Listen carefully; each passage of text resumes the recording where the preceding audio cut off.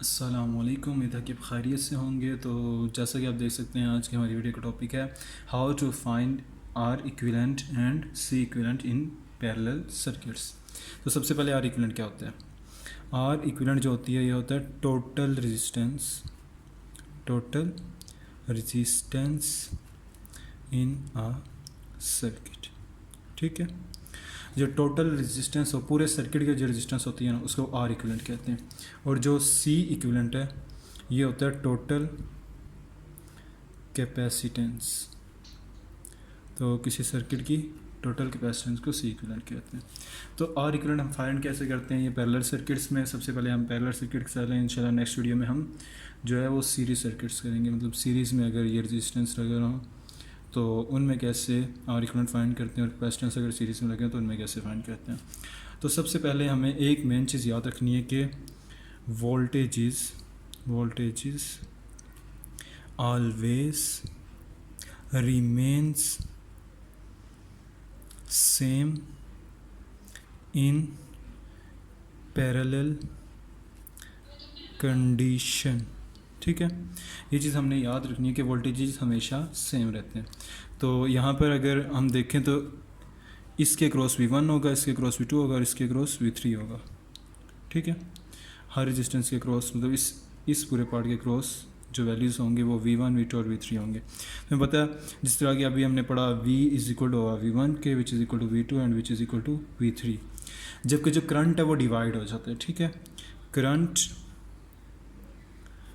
Divides in parallel condition. ठीक है, तो करंट हो जाता है डिवाइड।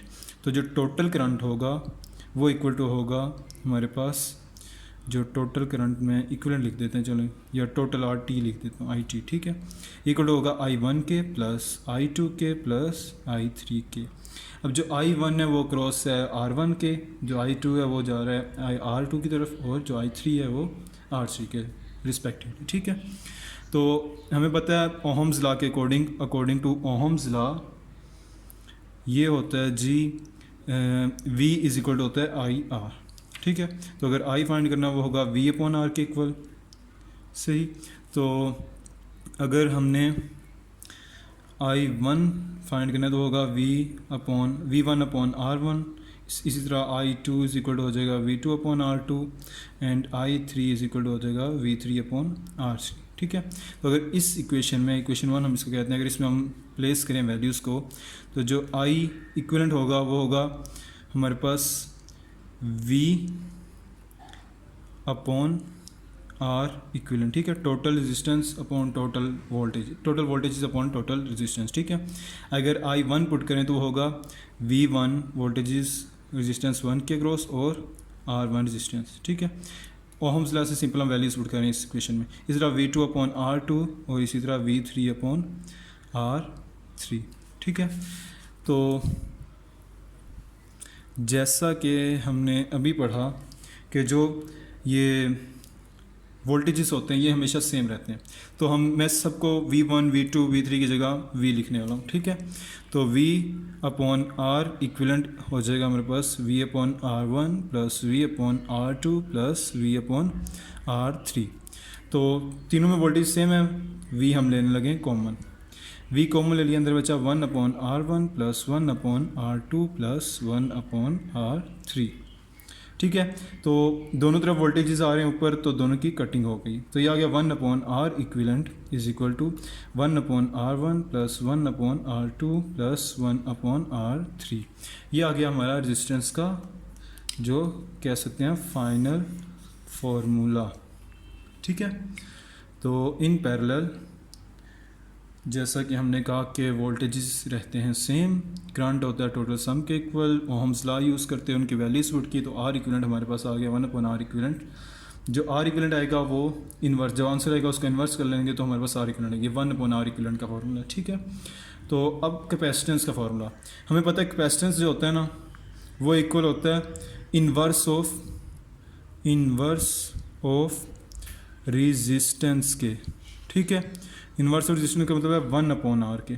ठीक है, तो अगर इस फॉर्मूले में हम देखें तो 1/r इक्वलेंट सी इक्वलेंट के इक्वल हो जाएगा हमारे पास। उसके बाद 1/r1 C1 plus 1/r2 C2 plus 1/r3 C3। तो जो कैपेसिटेंस होती है वो पैरेलल में सिंपल सम के इक्वल होती है। ठीक है, ये चीज़ याद रखिएगा कि जो रेजिस्टेंस है ये पैरेलल में इन्वर्स में होती है और जो कैपेसिटेंस है ये पैरेलल में सिंपल सम होता है। ठीक है, तो जो सीरीज़ हम करेंगे नेक्स्ट लेक्चर में उसमें ये कंडीशन चेंज हो जाएगी, ये उल्ट हो जाएगा। ठीक है, उसमें रेजिस्टेंस सिंपल होगा और वो जब हम करेंगे तब देखेंगे। तो सिंपल एक बार रिवाइज कर लेते हैं हम कि जो हमने कहा कि पैरेलल में हमने रेजिस्टेंस फाइंड करनी है। इसके लिए हमने जो टोटल इक्विवेलेंट रेजिस्टेंस फाइंड करनी है, इसके लिए हमें पता है कि वोल्टेजेस हमेशा इक्वल होते हैं। जब वोल्टेजेस इक्वल पुट किए तो जो करंट होता है वो जो सब के अक्रॉस डिवाइड हुआ वो टोटल करंट जो हम सप्लाई करें उसके इक्वल होगा। और हम ला यूज़ करते हुए V इक्वल टू IR होता है तो I इक्वल टू V/R हो गया। सब के अक्रॉस पुट किया 1 2 3 करके जो फाइनल इक्वेशन बनी V/R equivalent equal to V/R1 plus V/R2 plus V/V3/R3। तो जैसा कि हमने कहा वोल्टेज इक्वल होते हैं तो वो हमने वैल्यूज पुट की तो कंप्लीट तीनों पे एक जैसा वोल्टेज आ गया। एक जैसी वैल्यू हो तो हम कॉमन ले सकते हैं। हमने कॉमन लिखी दूसरी साइड के वोल्टेज से कट के, तो 1/R equivalent is equal to 1/R1 plus 1/R2 plus 1/R3। अगर ये एन टर्म्स हो बहुत ज़्यादा रेजिस्टेंस लगी हों आपस में हमारे पास 4 एन टर्म्स में छोटा सा यहाँ पे लिख देता हूँ कि अगर बहुत ज़्यादा रेजिस्टेंस आपस में पैरेलल में लगी हैं तो ये हो जाएगा R1 plus 1/R2 up to 1/R। ठीक है, और एन जितनी भी होंगी उन सब के इक्वल हो जाएगा। इसका कैपेसिटेंस भी अगर एन टर्म्स के लिए फाइंड करने तो वो हो जाएगा C equivalent is equal to 1 plus C2 plus C3 up to Cn। ठीक है, आज के लिए शॉर्ट सा लेक्चर था जिसमें हमने बेसिक R इक्वलेंट और C इक्वलेंट इन पैरेलल सर्किट्स फाइंड करने का तरीका सीखा। तो आज के लिए ये लेक्चर था। इसके बाद अगर आपने हमारा चैनल अभी तक सब्सक्राइब नहीं किया तो लाजमी सब्सक्राइब कीजिए और दोस्तों के साथ शेयर भी कीजिए। इंशाल्लाह ऐसी यूज़फुल वीडियोस जो आपकी बेसिक कॉन्सेप्ट क्लियर कर सकें और आपकी बेसिक जो है उसको इम्प्रूव कर सकें ताकि आप किस चीज़ को देखें और फ़ौरन समझ सकें कि सीरीज़ में क्या पैरेलल में क्या, इस तरह सारी जो बेसिक है वो नॉलेज आपको हासिल हो। तो इसके लिए लाजमी शेयर भी कीजिए और सब्सक्राइब भी कीजिए। तो नेक्स्ट वीडियो तक के लिए अल्लाह हाफिज़।